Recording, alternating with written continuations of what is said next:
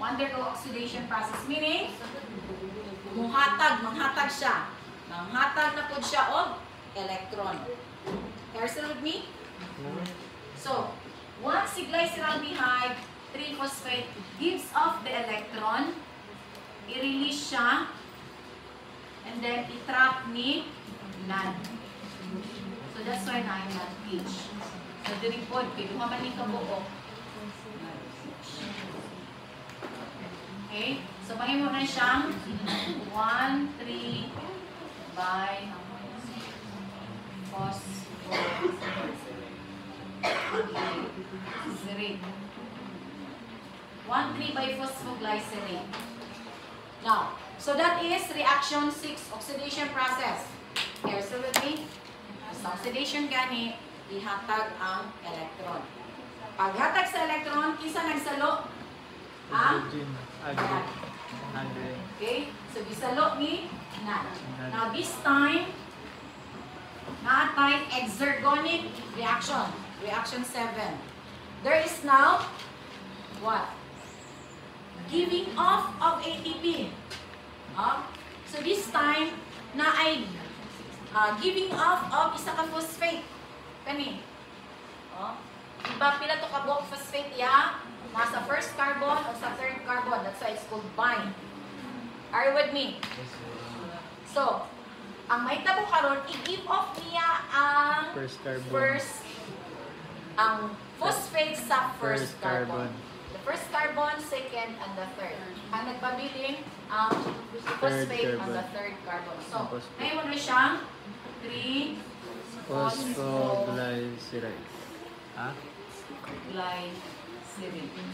So, paghatag karon sa isa ka phosphate on the first carbon, isalo ni ADP na himo dayong ATP. So, isalo dayon na himo siyang ATP. So, naratay energy generation. Now, saan na atong only rice? Convert na into energy. Okay, now here, saan na po next step? So, this is participated by the enzyme called phosphoglycerate kinase. Kinase. So, basta naga ni phosphate release, no? That involves kinases. Okay. Here in reaction 8 is isomerization. Now, here, during isomerization, ibalik lang ang phosphate from the third carbon to the second carbon.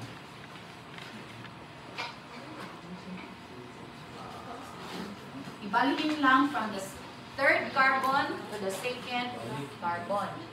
So, this is now 3-phosphoglycerate. Ibalayin dito sa second carbon. So, namin siyang 2-phosphoglycerate. Meaning, from the third carbon ang phosphate, ibalihin sa second carbon. Are you with me? Now, this time, this next is dehydration, meaning removal of water. So water is removed from 2-phosphoglycerate. So from H and OH here. Are with me? So see, 2-phosphoglycerate gives off water. So water is released there para manimong phosphoenol pyruvate. Or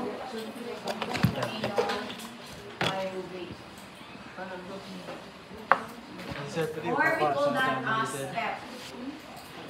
PEP is phosphoenol pyruvate. Now here, meaning napa siya isa ka phosphate class. Napa siya potential energy. So unsa na ni karon? Ang last phosphate sa reaction 10 is then given off. So, ang isa ka phosphate tanggal na siya. I-release. Didakop dahil may ADP na yung dayong ATP. Okay? ATP. Okay. So, may mo na rin siyang pyruvate. Okay, how many molecules? There are 2 molecules of that. 2 molecules, 2 molecules, 2 molecules, 2 molecules. Do you understand? So, meaning, 2 molecules of pyruvate. glycolysis? Okay. Duha ka molecules sa pyruvate. So, diara. Can you trace now? Yes, ma'am. Okay. Asa nigikan ang upat ka ATP? Okay, it comes from here. Removal of phosphate on the first carbon of biphosphoglycerate. So, duha. And then, another removal of phosphate on PET. Para may mo pyruvate. O PAP na tanan. So, this 4 comes from here. Are you with me? Are you listening? So, kaning upat, kuhaan pa na sa iyang expense to start with. So, before ana, ang sa ganit ni siya, you have, this is fructose phosphate, fructose 6-phosphate. And then, kani siya, glucose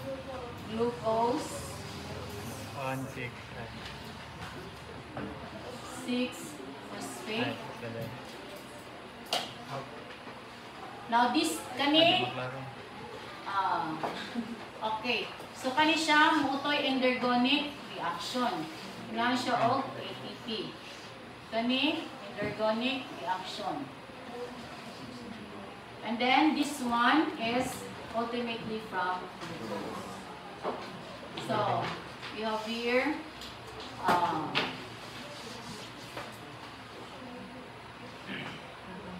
you have, okay, sorry, isara na. Isara na siya. Okay, isara na siya kay, okay, so kinase naman. So, you have here ang glucose, kani, na ay utang. So, asa gikan ang duha ka utang, gikan sa glucose to glucose 6-phosphate, and fructose 6-phosphate to fructose 6-biphosphate. So, kuhaan na siya. Karon, kung saan na-fit sa mga glycolating products and products. Okay. Asa na ni karon paingon? Si duha ka molecule sa pyruvate, dalhon ni siya paingon sa asa? Matrix or Krebs cycle. Si ATP, kani ang duha, kuhaan sa bayad sa utang, ang duha gamiton sa cell. How about si NADH? Kani si NADH dalhon sa cristae for electron transport chain. So, paingon siya sa cristae. Asa gani dalhon? Paingon sa cristae for electron transport chain. Now, during the transport of NADH class, naa siya shipping fee. Na shipping fee. Unsa ang shipping fee? Kada NADH, kinahanglan siya 1 ATP. Naay pamasahe. No? So, kinahanglan siya mamutang na sa for 1.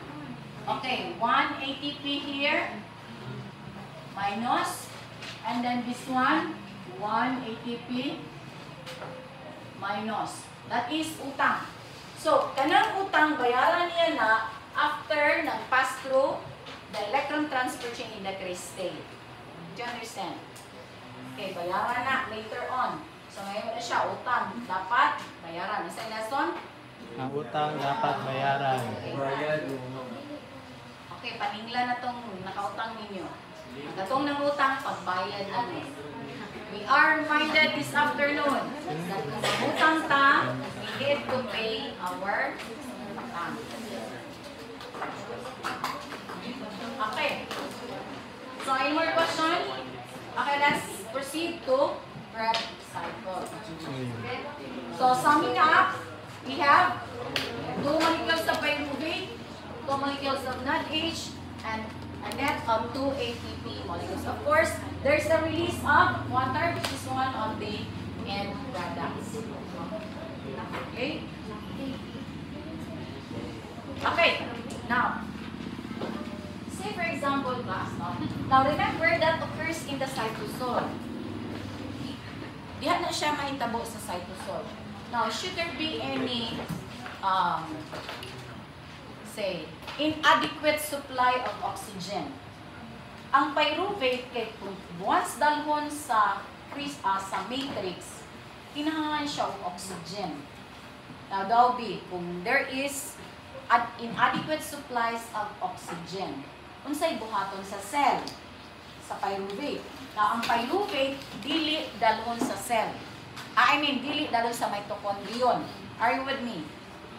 Dalhon lang siya sa mitochondria kung sufficient supply ang oxygen.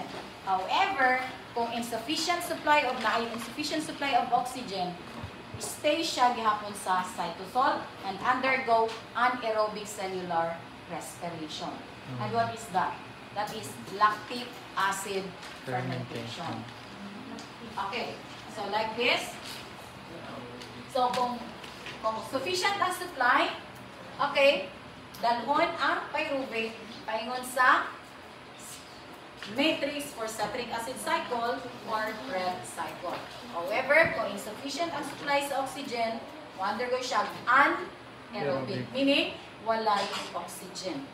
Ang pyruvate i-convert into lactic acid. Now, saan siya mahitabo class? Ang anaerobic sa atoa.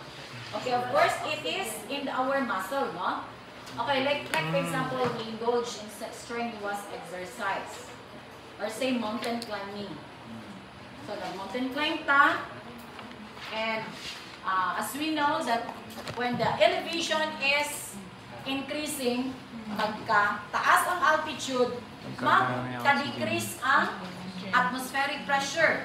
Ano sa'y role sa atmospheric pressure? Ang atmospheric pressure mo na yung push sa oxygen inside our lungs. Did you understand? Pag ara na to, kung sa'y makapasulod sa oxygen, paingon sa itong lungs, lalon sa lungs, it's because of the pushing of atmospheric pressure. Did you understand? However, when we got on top of the mountain, the altitude is increased while the atmospheric pressure is decreased. The oxygen supplies are still abundant there, but it cannot get or could hardly get inside our lungs. That's why we use to pump. Maghalhal lang. Panting is actually grasping the oxygen supply in our lungs. Why? Because of the decreased atmospheric pressure. So, ang may tabo karon, kay gamay naman og oxygen supply, sa muscle, ang pyruvate, i-convert into lactic acid. So, during kung walay, dili siya dalhon sa matrix for citric acid cycle class, ang total ATP yielded for one glucose molecule is only 2. Okay, are you still with me? Are you still with me? Hara, kanira. Kay kani, bayad man ni sa utang. So, before gastuon sa cell, kani, ibayaran, and then kanira magamit sa cell. Do you understand? Kung kulang ang supply sa oxygen. Now, imagine mo ang brain takes the lion's share in terms of energy requirements. So, kailangan siya more oxygen. That's why, ang dali mamatay ang oxygen kung walay hangin. Do you understand? Why? Because it takes the lion's share. Anong lion's share? Eh, siya ang daghan. Bulk iyang trabaho. So, kailangan supply siya more energy and supply more of oxygen para sa aerobic cellular respiration. Did you understand? Here, so with me? Kaya kung di siya supplyan of more oxygen, mag-anaerobic na siya. Pila ra? Duha ra ka ATP ang ma-yield for every glucose molecule. Are you with me? Walay maano. Okay. Now, in the case of yeast, are you familiar with yeast? Wala, ma'am. Yes. Kisa ga-bake o bread? Si Francis. Okay. Unsay nakapatubo sa dough? Yes. Unsay activity sa yes nga nung motubo man? Mag-gather oxygen. Joke lang. Pati ba?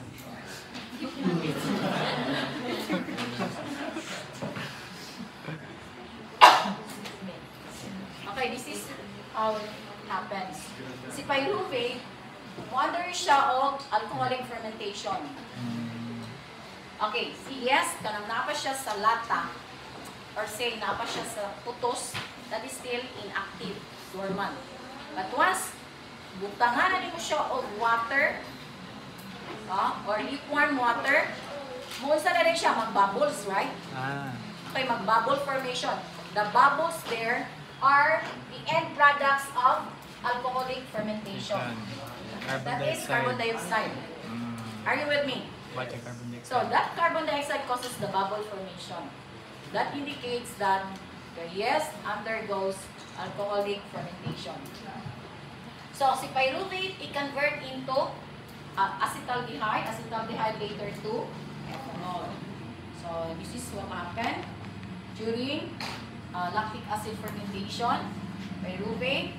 So instead, kadalo na siya for Krebs cycle, ang may tabo, pabili siya sa cytosol, wala pa may oxygen.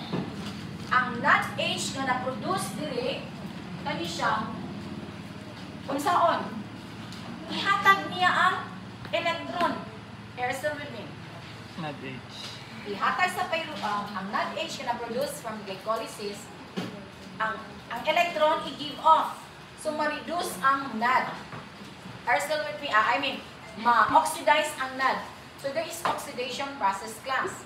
The NAD is oxidized. Ngano, ang iyahang electron i-give off.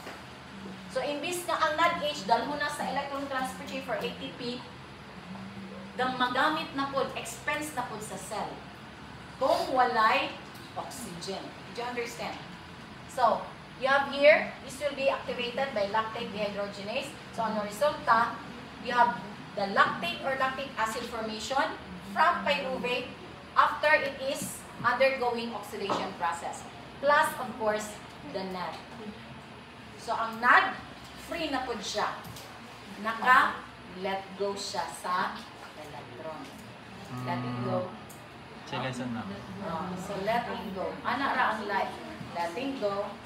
Letting go. Okay, letting go. So, you have here, the NAD is now in a positive mode. Meaning, naka-let go na siya. In a positive mode, naka-let go. So, nanong naka-positive na siya, kahit i-give off na niya ang electron. Okay? Isa pa wala na positive mode niya. Hawiran niya po ng electron. Ay, marupok. Okay. So, you have here, so, when blood at lactate reaches about 0.4 milligrams per 100 ml, that's the time na natin ginatawag muscle pain or pamaol. That's why pag umana to of strenuous activities, pamaol na dayon, no? Masakit na dayon itong mga muscles. Why? Because of too much accumulation of this lactic acid from pyruvate during anaerobic respiration. Okay, how about this? So, si pyruvate, sa among the yeast, si pyruvate is converted into acetaldehyde. Here, pyruvate converted into acetaldehyde. I-release ang carbon dioxide. Muna, ang carbon dioxide na na-release, mo itong what makes the dough to rise. Diba, pag ana nimo sa bread, luto na nimo. Siyempre, after rising the dough, ibutaran nimo sa oven. Pag butang sa oven, namatay ang yeast. So, niundang nga siya og alcoholic fermentation. Ang nahitabo, ang carbon dioxide, naana dito sa katong mga buho-buho. Pag dako kayo mo hang bread, pag abli nimo puro buho. Kung saan ang buho, kanang mga holes. Those were previously occupied by carbon dioxide. Pag abli nimo pa, release si carbon dioxide, mga pores na lang nangabilin. Abli nimo dako. Abli nimo nakaginansya ka. Pero air spaces na dahil nakapadako. Okay? So what makes it to rise is because of carbon dioxide.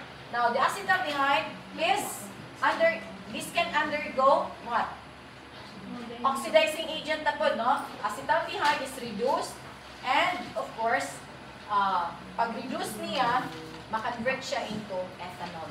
So, pag smell nimo sa imuhang yeast mixture, o siya na beer-like smell. Katong beer-like smell is because of ethanol. So, kung naram siya ethanol class, so kung imo nang singlihan, isigaw. Huh? So, kung musigaw ba? Okay, because that is alcohol. Ano lagay naman? So, ethanol. Bata naman. Because ethanol is flammable. Flammable man ang ethanol. So, pwede ta later on, kung wala na kayo kung natay yeast on the kinahanglan tawag ethanol, then something nga mo burn, pwede tang sindi. Okay, maghimong talaga ang ethanol. Yeah. Actually, naatay activity ani class pero it takes time ang production sa ethanol. Permit na ma'am. Mga 2 weeks. Hindi lang ma'am. Natay activity untaan after carbohydrates. Alcoholic fermentation. Pero, langay may sa nga tanan. So, muna be. May activity sa activity. Hindi mo na kaya.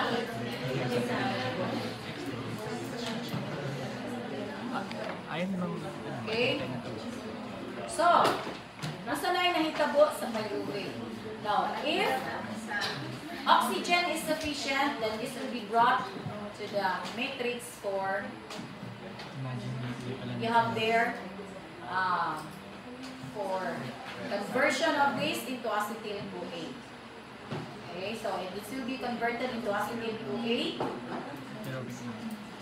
Okay, so through oxidative decarboxylation. Because decarboxylation, removal of carbon dioxide. So once si carbon dioxide is removed from pyruvate class, ang pyruvate is converted into acetyl-CoA. Okay? Dayon, si acetyl-CoA will enter na sa Krebs cycle. So this is now the summary. Okay, balik na punta sa gas.